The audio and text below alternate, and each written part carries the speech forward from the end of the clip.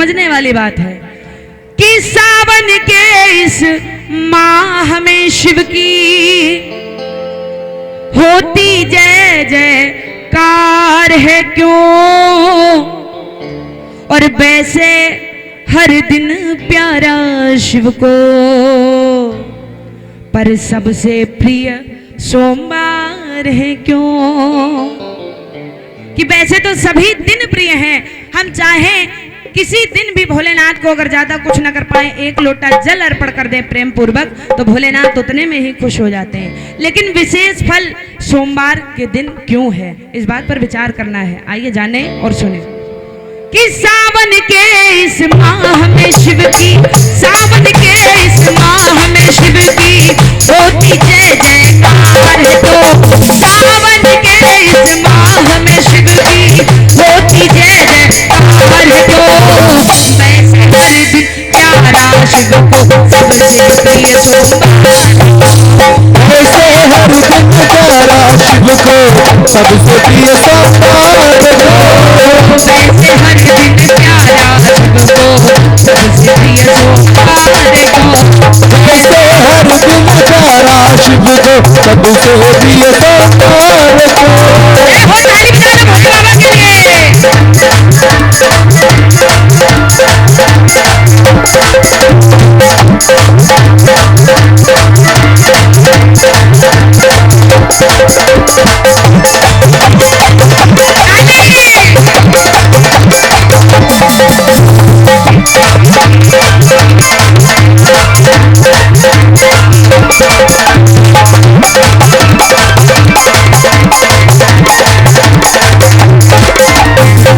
आइए सुने पहली बात। कौन सी बड़ी ही सुंदर बात आई है माताओं के लिए समझने वाली कि माताओं का धर्म क्या है, कर्तव्य क्या है, हम नारियों को किस प्रकार रहना चाहिए, क्या कर्तव्य हैं। आइए सुनिए इस रचना के माध्यम से बड़ी बात सुंदर बताई गई है। कहा गया पति सेवा में पद पर होकर पत्नी सदा ही खड़ी रहे, पति सेवा में पद पर होकर पत्नी सदा ही खड़ी रहे, पति चरणों को स्वर्ग समझ कर, पति चरणों को स्वर्ग समझ कर, पति चरणों में खड़ी रहे, पति चरणों में खड़ी रहे, पति चरणों में खड़ी रहे। ये है नारी का धर्म, नारी का जीवन इस प्रकार है बताया गया, जो कि हमारे शास्त्र और पुराणों में लिखा है कि इस प्रकार पत्नियों को रहना चाहिए। लेकिन कहां पर है, विचार करने वाली बात कहां पर है, सुनिएगा। कहा गया देखिए जब बात पत्नी की आई है तो सभी पत्नियों पर यह लागू होता है नियम। कहा गया कि पत्नी का स्थान है पग में, पत्नी का स्थान पति के चरणों में बताया गया है कि पति की सेवा करे, पति की आज्ञा का पालन करे। लेकिन पत्नी का स्थान है पग में, पत्नी का स्थान है पग में, गंगा सिर पे सवार है क्यों। आई बात समझ में कि पत्नी का स्थान है पग में, फिर गंगा सिर पे सवार है क्यों। गंगा जी सिर पर क्यों विराजमान है, गंगा जी सिर पर विराजमान है, इसके भी दो कारण हैं। एक मैं बताऊंगी, एक इधर से आपको सुनने को मिलेगा। क्या कारण है, जब गौरा मैया तपस्या कर रही थी भगवान भोलेनाथ को पाने के लिए, सभी जानते हैं बहुत तपस्या की तब जाकर भोलेनाथ मिले, उससे पहले से तपस्या गंगा मैया कर रही थी, वो भी भोले बाबा को पाने के लिए। इसलिए भगवान भोलेनाथ ने शीश पर विराजमान किया और गौरा मैया से ऊंचा दर्जा दिया। बात समझ में आई। और दूसरा कारण क्या है, दूसरा कारण क्या है, गंगा मैया सिर पर विराजमान क्यों हुई, इधर से सुनने को मिलेगा। बात अच्छी लगे, कहां से जन्मी और कहां पहुंची। बेतु के हालात में साथ दी एक बात में, बेतु के हालात में साथ की एक बात में, बात इतनी पड़ गई चरणों में रहने वाले खोपड़ी हो गई, चरणों में रहने वाले खोपड़ी पे चढ़ गई, चरणों में रहने वाले खोपड़ी पे चढ़ गई, खोपड़ी पे चढ़ गई। आइए जाने कौन किसकी खोपड़ी पे चढ़ा और क्यों चढ़ा। समझने वाली बात है, बड़े ध्यान देने वाली बात है। नख से निकली विष्णु जी के हो गई विष्णुपति, नख से निकली विष्णु जी के हो गई विष्णुपति। भगवान विष्णु के पांव के नाखून से जिनका जन्म हुआ अर्थात गंगा मैया। और जब भोले बाबा ने उनको इतना ज्यादा मान सम्मान दिया तो उनको थोड़ा सा घमंड भी हुआ। तो एक बार राजा भगीरथ अपने पुरखों के उद्धार के लिए माता गंगा को बुलाना चाहा धरती लोक में। तो गंगा मैया ने राजा भगीरथ से कहा कि मेरा वेग इतना ज्यादा है, मेरी धारा इतनी का प्रबल जो वेग है वो ये धरती सह नहीं पाएगी और मेरा भार उठाना पाने के कारण ये रसातल पे समा जाएगी, तो इसलिए मैं नहीं आ पाऊंगी। तो राजा भगीरथ ने अपनी समस्या भगवान भोले को बताया कि ऐसी सी बात है। तो भोले भगवान ने कहा कि हमारे होते हुए गंगा तुमको इतना घमंड। तो गंगा मैया से भोले बाबा बोले कि गंगा आओ, मैं तुम्हारा आवाहन करता हूं पृथ्वी पे, बाद में पहले मेरी जटाओं में आओ, उसके बाद में पृथ्वी पर जाना। तो बड़ी ही सुंदर सी बात आई। नख से निकली विष्णु जी के हो गई विष्णुपति, और शिव ने धारा शीश पर तो धारा बन गई है नदी, धारा बन गई है नदी, धारा बन गई है नदी। और गंगा मैया भोले बाबा की जटाओं में उलझ गई, सारा घमंड जो था वो चकनाचूर हो गया। पृथ्वी की तो बात ही छोड़ो। बड़ी सुंदर लाइन आई है, पाहिना जब रास्ता जाने दुनिया रास्ता। आप सभी को जो हम लोग बताते हैं पता सब कुछ है, लेकिन हम लोग अपने तरीके से बताते हैं। बात आई है, पाहिना जब रास्ता जाने दुनिया रास्ता, ऐसी कहानी चल गई तो जिनका जन्म चरणों से हुआ था। हाँ, चरणों में रहने वाले खोपड़ी पे चढ़ गई, चरणों में रहने वाले खोपड़ी पे चढ़ गई, खोपड़ी पे चढ़ गई। सभी को मालूम हो गया कारण कि क्यों चढ़ी गंगा मैया सिर पे। पांव के नाखून से जन्म हुआ, लेकिन वक्त आया तो सिर पर विराजमान हो गए।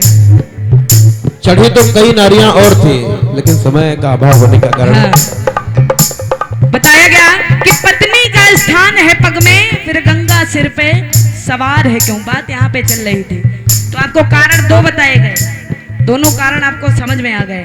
आइए चलते हैं अगली पंक्ति की ओर। अगली पंक्ति में क्या विचार करने वाली बात है, सुनिएगा।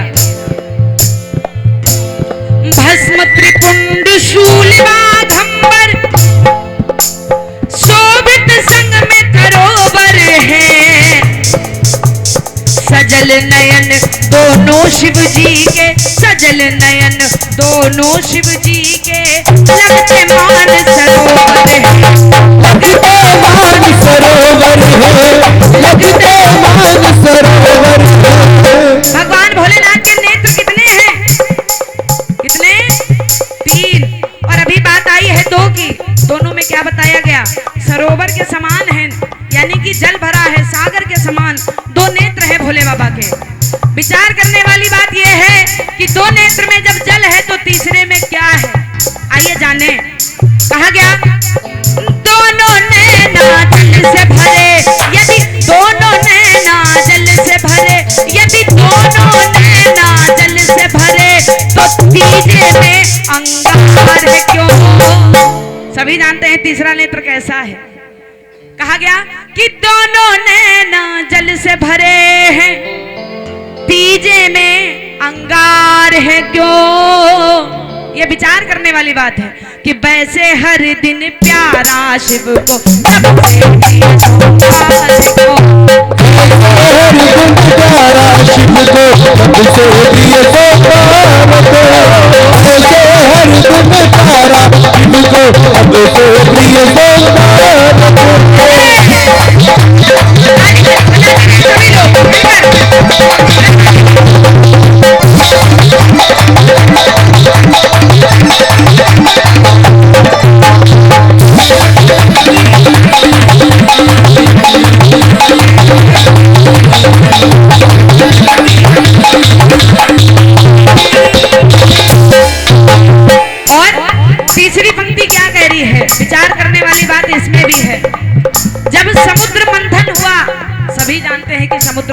गया था।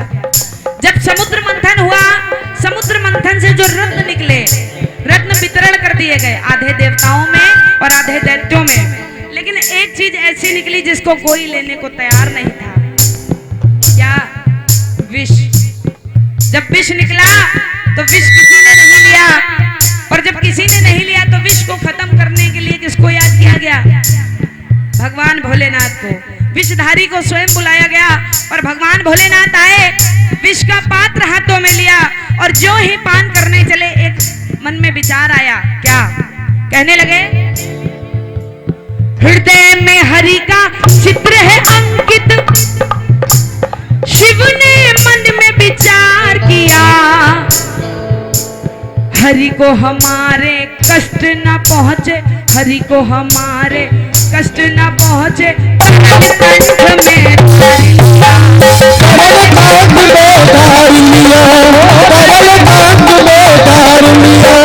भगवान भोलेनाथ ने जहर तो पिया लेकिन केवल कंठ तक रखा। क्यों? इसका कारण देखिए, कोई इंसान चाहे कोई भी हो, किसी के अंदर इतनी शक्ति नहीं कि कोई चीज हम लोग गले में रोक पाए। कुछ खाएंगे पिएंगे गले से नीचे जरूर उतरेगा, लेकिन भगवान भोलेनाथ के पास ये शक्ति थी। भगवान ने जहर पिया, कंठ तक रखा, नीचे नहीं उतरने दिया। क्यों? क्योंकि भगवान भोलेनाथ के हृदय में हरि का वास है। हरि यानी कि भगवान राम अर्थात विष्णु स्वयं विराजमान है, जिनकी आराधना भोलेनाथ करते हैं। तो भोलेनाथ ने सोचा अगर जहर कंठ से नीचे उतरा तो मेरे प्रभु को कष्ट होगा, क्योंकि जहर तो जहर है। भगवान भोलेनाथ ने कंठ तक रखा। एक और कारण है, भोलेनाथ ने जहर पिया क्यों? क्यों पिया? उनको क्या जरूरत थी? जब किसी ने नहीं लिया तो भोले बाबा भी ना लेते, लेकिन क्यों पिया? बहुत महत्वपूर्ण बात है। अगर भोलेनाथ जहर ना पीते तो आज ये सृष्टि ही नहीं होती, क्योंकि सारी धरती पर जहर ही जहर होता। क्यों पिया? सुनिएगा, कहा गया शिव ने हलाहल पिया जग के लिए, हम सबके लिए। शिव ने हलाहल पिया जग के लिए, हम सबके लिए। शिव ने हलाहल पिया जग के लिए, हम सबके लिए। शिव ने हलाहल पिया जग के लिए, हम सबके लिए। शिव ने अनेकों उपकार किए, शिव ने हलाहल पिया